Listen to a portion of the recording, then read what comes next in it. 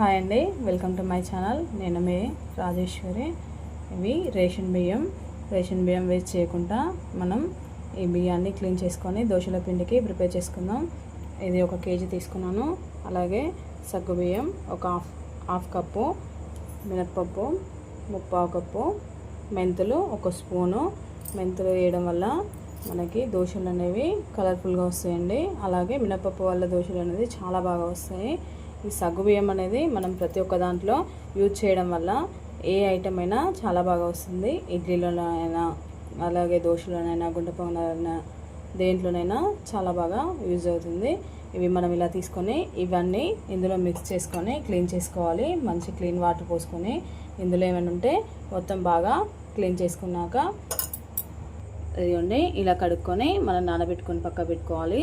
ఇది నానబెట్టినవి ఇవి నేను చూపించేవి. ఇవి మార్నింగ్ టైంలో నానబెట్టాము. ఇది నైట్ టైం నేను మిక్స్ చేస్తున్నాను. మీరు కావాలంటే నైట్ టైము నానబెట్టుకొని మార్నింగ్ టైంలో రుబ్బుకొని మళ్ళీ అదే టైంలోనైనా దోశలు పోసుకోవచ్చు. లేదనుకుంటే ఈవినింగ్ టైంలో అయితే ఇంకా చాలా బాగా వస్తాయండి. ఇది అందుకోసమే మేము మార్నింగ్ టైంలో నానబోసుకొని పెట్టుకున్నాం కదా.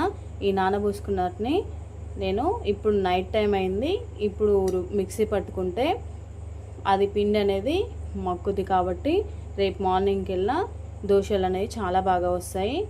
కాబట్టి మీరు కూడా ఇలానే ప్రిపేర్ చేసుకోండి. ఈ సగ్గు వేయడం వల్ల అయితే చాలా బాగా వస్తాయి దోశలు అనేది. మనకి ఏ విధంగా మాడవు, చాలా బాగా వస్తాయి. మీరు కూడా ట్రై చేయండి. మిక్సీ జార్లో నేను ఇలా తీసుకున్నాను. ఇలా అంతవరకు తీసుకొని కొద్దిగా వాటర్ యాడ్ చేసుకొని మనం మిక్స్ చేసుకోవాలి. ఇప్పుడు దీన్ని మిక్సీ పట్టుకుందాం. ఈ పిండిని నేను మిక్సీ పట్టేసాను. చూడండి, ఇలాగా నరి బరదగా కాదు, నరి మెత్తగా కాకుండా మనం మిక్సీ పట్టుకోవాలి. ఇలా ఒక బౌల్లోకి ట్రాన్స్ఫర్ చేస్తున్నాను. అంతా ఇదే విధంగా మనం పట్టుకుందాం. ఈ దోశలకు కాబట్టి ఇలా కొంచెం లూజ్గానే వాటర్ వేసుకొని మిక్సీ పట్టేసుకుంటున్నాను.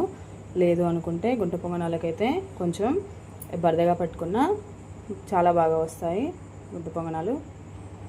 అంతా ఇదే విధంగా మొత్తం రుబ్బేసుకున్నాను. ఇప్పుడు దీన్ని ఓవర్ నైట్ మొత్తం మనం పులియబెట్టాలి. పులియబెట్టి రేపు మార్నింగ్ చేసుకోవాలి. కాబట్టి ఇందులో కొద్దిగా సాల్ట్ యాడ్ చేసుకొని బాగా కలుపుకుందాం. సాల్ట్ ఇంత తీసుకుంటే సరిపోతుందండి. ఇది బియ్యం కాబట్టి ఎక్కువగానే పడుతుంది. అంతవరకు వేసుకుంటే సరిపోతుంది. ఈ సాల్ట్ని ఇందులో యాడ్ చేసుకొని బాగా మిక్స్ చేసుకొని మనం మూత పెట్టేసుకొని రేపు మార్నింగ్ దోశలు వేసుకుంటే చాలా అంటే చాలా బాగా వస్తాయి. మీరు కూడా ప్రిపేర్ చేసుకోండి. ఇలానే రేపు మార్నింగ్ దోశలు చూపిస్తాను. హాయ్ అండి, ఇదిగో మనకి తెల్లజామున పిండి అనేది ఎలా పులిసింది చూడండి. ఇది మనకి హాఫ్ ఉండే, ఇది మొత్తం ఫుల్ అయిపోయింది. మనకి సగ్గు బియ్యం మినపప్పు వేయడం వల్ల ఇలా బాగా పులుస్తుంది. దోశలు అనేవి చాలా బాగా వస్తాయి. ఈ కన్సిస్టెన్సీతో మనం అది గుంట పొంగనాలు కూడా చేసుకోవచ్చు. చాలా అంటే చాలా బాగా పులిసింది. ఇప్పుడు ఇందులోకి కొద్దిగా జీలకర్ర యాడ్ చేసుకుందాం. మనం సాల్ట్ వేసాం కాబట్టి బాగా పులిసింది అనమాట. జీలకర్ర, వాము 1 స్పూన్ వేసుకుందాం. అలాగే ఇవి రెండు బాగా మిక్స్ అయ్యేటట్టు కలుపుకోవాలి. మీకు కావాలనుకుంటే కొత్తిమీర కూడా యాడ్ చేసుకోవచ్చు ఇందులోకి. ఇలా బాగా మిక్స్ చేసుకొని మనం దోశల్ని ప్రిపేర్ చేసుకుందాం. దోశల కోసం దోశల తవ గ్యాస్ మీద ఆన్ చేసుకోవాలి. మీరు కావాలనుకుంటే కొద్దిగా గ్రీన్ చిల్లీనైనా వేసుకోవచ్చు. లేదు అనుకుంటే ఎండు కారంనైనా యాడ్ చేసుకోవచ్చు. యాడ్ చేసుకొని ఇలా బాగా మిక్స్ చేసుకోవాలి. ఇప్పుడు ప్యాన్ పెట్టేసుకొని ఈ ప్యాన్లో ఆయిల్ వేసుకొని బాగా మొత్తం మనం స్ప్రెడ్ చేయాలి. ఇలా మొత్తం స్ప్రెడ్ చేసుకున్న తర్వాత మనం దోశను వేసుకుందాం. మనకి దోశల ప్యాన్ అనేది బాగా హీట్లో ఉన్నప్పుడు మాత్రమే దోశలు అనేది చాలా బాగా వస్తాయి.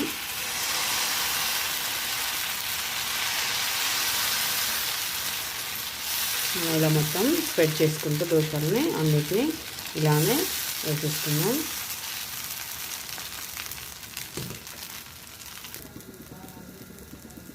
చూడండి, ఇలా కాలిపోతే సరిపోతుంది. నేనైతే 1 సైడే కాల్చుకొని తీసుకుంటున్నాను.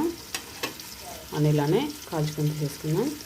సేమ్ అదే ప్రాసెస్ అండి. ఇందులో కూడా ఆయిల్ని మనం అప్లై చేసుకున్న తర్వాతనే దోశని ప్రిపేర్ చేసుకోవాలి. బట్ కాకపోతే కొద్దిగా వేడి ఎక్కువైందనుకోండి, దాంట్లోకి కొన్ని వాటర్ అనేది చల్లుకున్న తర్వాత ఆయిల్ వేసుకున్నాక దోశల పిండి వేసుకొని దోశలు కాల్చుకోవాలి.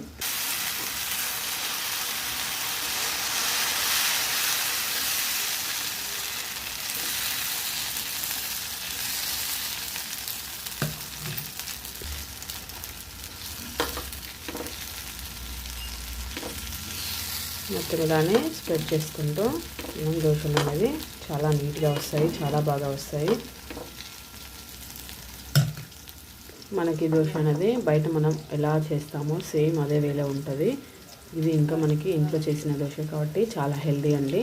ఓన్లీ నేను వన్ సైడే కాలుస్తున్నాను. పిండి అనేది బాగా పులవడం వల్ల వన్ సైడ్ కాల్చిన లోపల మొత్తం బాగా కాలిపోతుంది కాబట్టి ఇలానే ప్రిపేర్ చేసుకోండి. చాలా అంటే చాలా బాగుంటాయి. ఇలా కలర్ అనేది మనం అది మెంతులు వేసాం కదా, ఈ కలర్ కూడా మనకి గోల్డెన్ బ్రౌన్ కలర్ వచ్చేస్తుంది. చాలా అంటే చాలా బాగా వస్తాయి. మీరు కూడా ప్రిపేర్ చేసుకోండి. మళ్ళీ మనం ఇందులోకి పైనుంచి ఆయిల్ పోసే అవసరం లేదండి. ఇది ఫస్ట్ మనం గ్రీజ్ చేసిన ఆయిలే సరిపోతుంది. కాకపోతే దోశ అనేది చాలా బాగా కాలాలి కాబట్టి హీట్ ఎక్కువగా ఉండాలి. ఒక 3-4 దోశలు వేసిన తర్వాత మనం వాటర్ని చల్లిన తర్వాత కొద్దిగా ఆయిల్ అప్లై చేసుకున్నాక దోశల్ని ప్రిపేర్ చేసుకోవాలి. లేదంటే మాడిపోతాయి కాబట్టి పర్ఫెక్ట్ కలర్ అనేది రాదు. మనకి దోశ కాలిందా లేదా అనేది ఇది మనం టర్న్ చేయడంలోనే కనపడుతుందండి. ఇది ఇలా మనకి మలుతున్నప్పుడు దోశ అనేది చాలా బాగా అయినట్టు. చూడండి ఎంత బాగా వచ్చిందో. మనం రోడ్ సైడ్ తిన్నది కూడా ఇలానే ఉంటుందండి సేమ్. కాకపోతే ఇది ఇంట్లో ఇంగ్రీడియంట్స్ కాబట్టి హెల్దీ అండ్ టేస్టీ. వీడియో నచ్చినట్లయితే లైక్ చేయండి, షేర్ చేయండి, సబ్స్క్రైబ్ చేసుకోండి. Thanks for watching my channel.